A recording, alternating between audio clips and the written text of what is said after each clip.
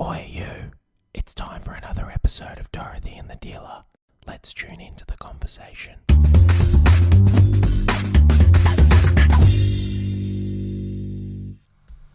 Let me know when you're rolling, guys. I think they're rolling. Have you? Have you? Yeah. Go on.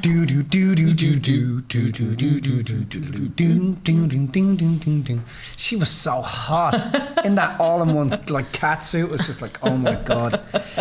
You say that every time. She was very very cute. good-looking girl. The thrills that you spill down. Lola was singing it nice, with satisfaction. loud. Yeah, my kids love that They song. love it. They absolutely. We dance around the kitchen to that regularly.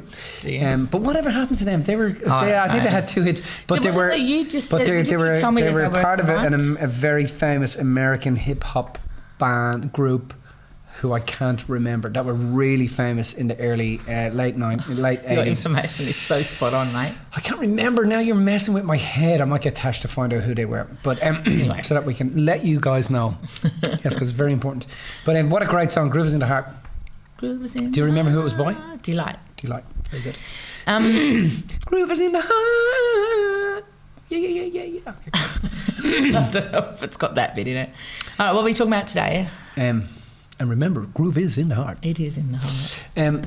Well, let's talk about, so before Christmas. Let's talk about the power of delegating, mate. Yeah, before we broke up for the year, or before we broke up most years. Not broke up, Oh, mate. sorry. No. You'd never leave me, Mills. I don't think you'd ever leave me. I don't know what you'd do with your life. No, I just find another one. Yeah, Probably okay. better, more improved, better model, better version, Not possible. faster, Not possible. Anyway. more in tune. Anyway, Go on. before we broke up for the year, before we finished up at work, we always sort of touch base for the year and see where we're at and figure out how we've been and how we've gone in the past year and how we can improve and the sorts of things that we can step it up. And one of the things in terms of business that is so important in terms of growing your business, and we really worked with the guys about, is delegation and being able to delegate your tasks. This is how you grow a business. So do you want to start off? Well, I think everybody can be guilty. Like, I have to say, I am a self-confessed fucking master delegator. I absolutely know how to delegate shit. I'm very, you actually very good. really do. And I get into a lot of trouble over it. People are like, no, fucking do it yourself. No, but I get into a lot of trouble over it. I don't really. Actually, that's because you don't. It's like, this is how you delegate. Yeah. You'd be like, has anyone seen the sugar? Yeah, And but mate, you tell me that is not the most awesome way to delegate. If I'm sitting at the table and the salt is not here, and I'll go. Now, if I said to someone, "Can you grab me the salt?" They'll go, "Grab it yourself." But if I go, "Has anybody seen the salt? Is there any salt around here? Has anybody seen the salt?" Someone will go and get the salt. Unless I'm sitting at the table and I go, "Don't you can get up?" Someone will go and get the salt and bring it over to me. And falls for it all the time. Yeah. Every now and then, when she's done about 4 laps of the kitchen, she'll stop and go, "Screw you, Mitch. I know exactly what you're doing. Get your own salt." But there is a way to do it. I just naturally do it in a natural I just way. naturally do it. And you do it at work. You do it everywhere. Yeah, I as know. well. I do it all the time. But I think that delegating is important, and there's a couple of tricks to delegating, and everybody does it in their own way. But one of the things is that when you're delegating, you always got to delegate up. Like, I wouldn't turn to Ollie and say, "Ollie, have you seen the salt?" Because Ollie would probably go and get me a shoe, or he'd look at me and go, "Yes, I have, Dad." Where Lexi would kind of go, "No, I'm too busy. I'm eating something, or I'm doing something." Lola would be like, "Is it in my hair? Because is there salt in my hair? Is that what you're trying to say? There's salt in my hair?" So you never delegate down. Does that make sense? You have to delegate up. Okay, so let's use a different example. Let's use a work example. So if you were going to delegate having to organise spreadsheets, right? Yeah. You wouldn't delegate that to me, because even though I can do spreadsheets, questionable. Well, I can. Questionable. But even though I can manage spreadsheets and I can do them, it's not my Also forte. questionable. It's not my forte. Let me finish. It's not my forte. So you'd give them to someone like Ramilla, who's in our office, that is the spreadsheet queen. Yeah, she's a spreadsheet And something queen. that would take me 3 hours to do would take her 15 minutes to do. Yeah. So the time that it takes for me to do it. There's no point in delegating to me. That's delegating down. But the other thing is that Ramilla also loves it. Yes. Now, if you don't delegate things, what happens is so you got to delegate up, right? Very, very important. You got to find. Now, people say to me, "But I don't have anybody to delegate to." It's conservation of energy. This is a law that cannot be defied by any human being.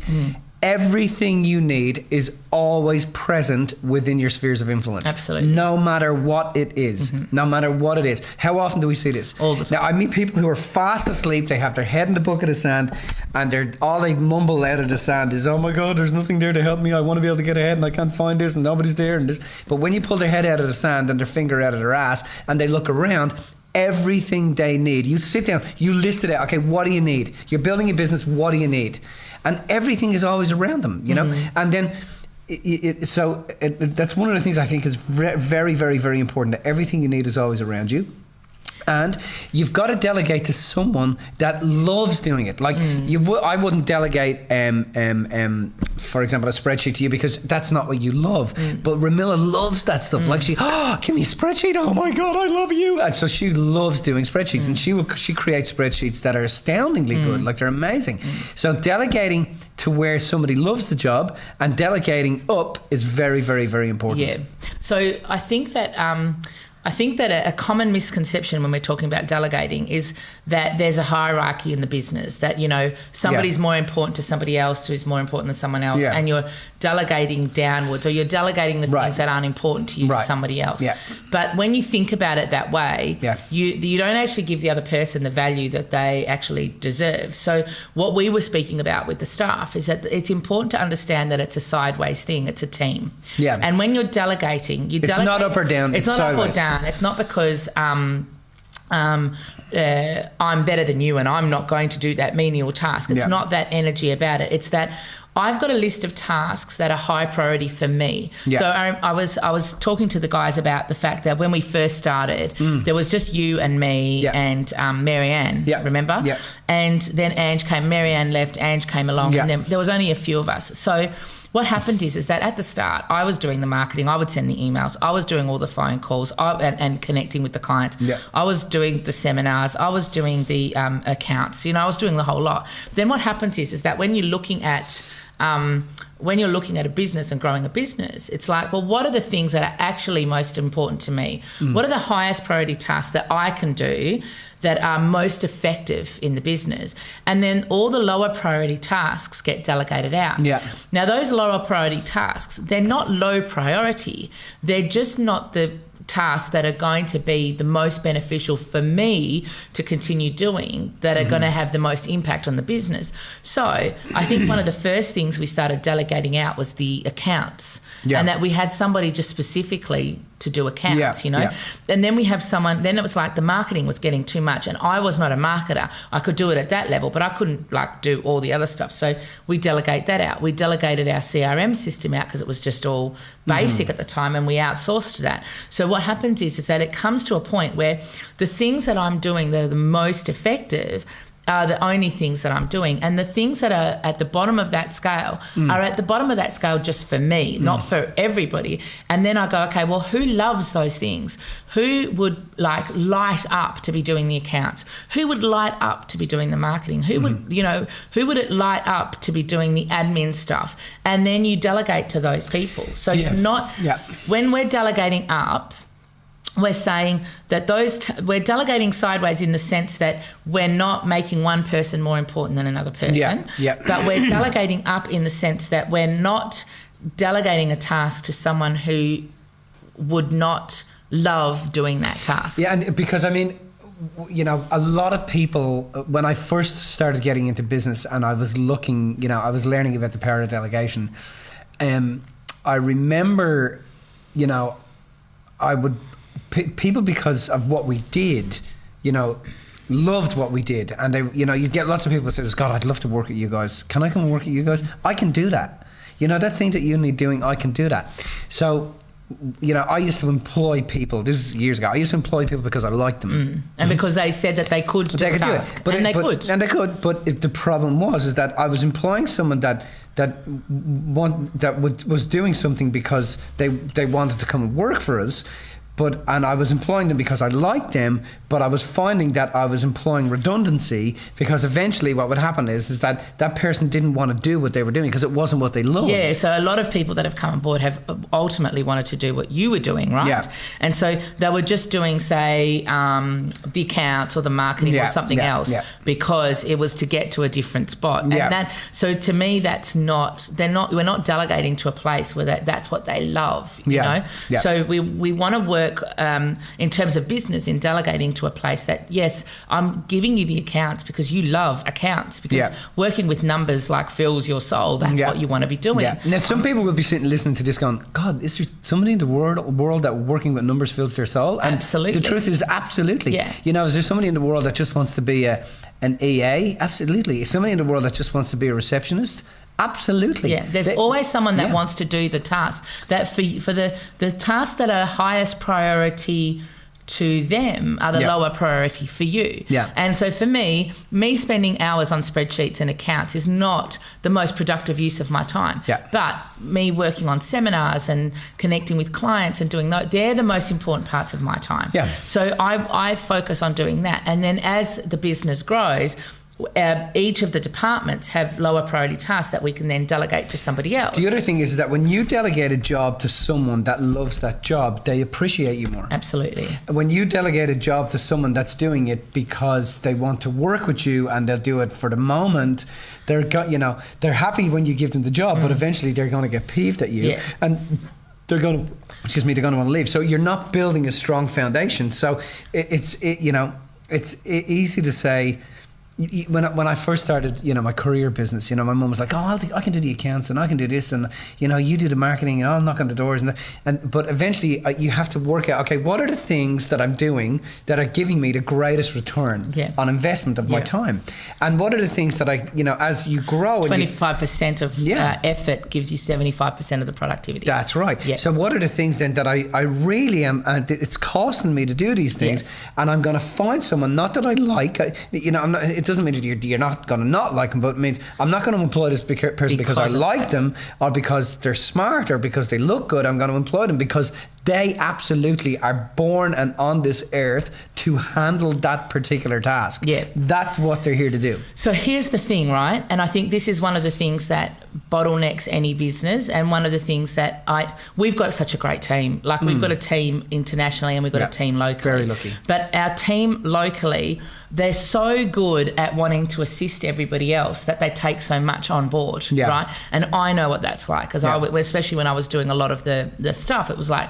okay, no, it's all right, I'll do it because I'm the best person. But no, I'll do it because I'm the best person for the job. Keep bringing it all in and go, oh no, I'll do it all. Yeah. And there's like obviously people with hearts of gold are doing that for the sake of wanting to help, but we don't realise that we're actually stunting our own growth by trying to take everything on. Because at some point something's got to give, and you can't keep giving and you can't keep doing that without it having an impact on yourself and on the business, right? But so you got to see it like this: when a warrior is heading off to war, and he gets on his horse, does he load himself up with 50 shields and 50 swords and 50 spears and 50 helmets and head off to war? No, he delegates wisely and correctly in accordance with each individual warrior and what it is they're going to do. And it's the same with your business. If you have someone that is taking on everybody and saying, no, I can do that, no, I can do that, no,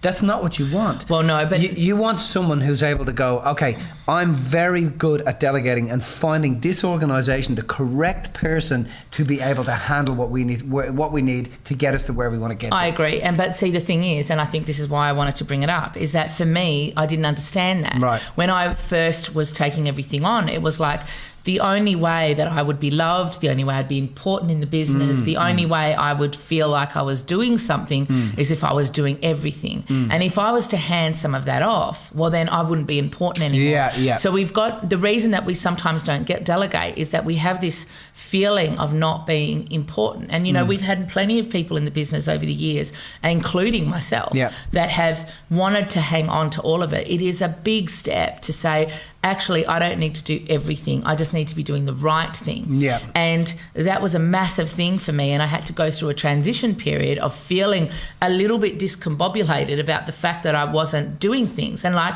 you know, anybody would ask me anything in the business, like, you know, where do you find that document? What's going on with this thing, that thing? You know, how do I use this? And I would be able to answer everything. Now I don't know how to use certain systems. Yeah, no, I know. I've noticed that over the years where normally I'd say, hey, go to Mills.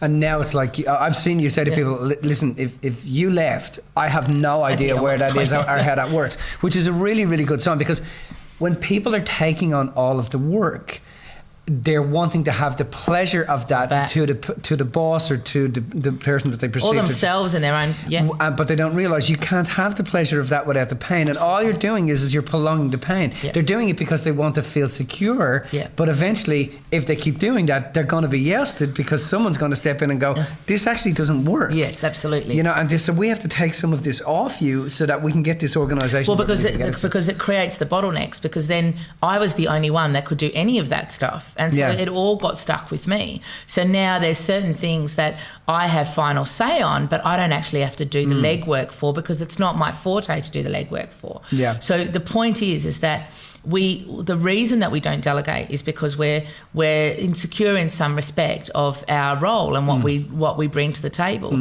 And when we recognise that our role and what we bring to the table doesn't have to be doing everything, it's just about doing the right thing, we will allow ourselves to delegate so that the business can grow and flourish. And because the business won't grow and flourish unless we know how to play to our own strengths, and then the things that aren't our strengths we move on to somebody else, you know, who loves doing that job. Do you know? And they're always there every single time. That, you know, that's not just in business, that's also in life, you know. And for me, I remember we used to work a lot of weekends. We don't work as many weekends anymore, right? Because we changed the structure of the business accordingly.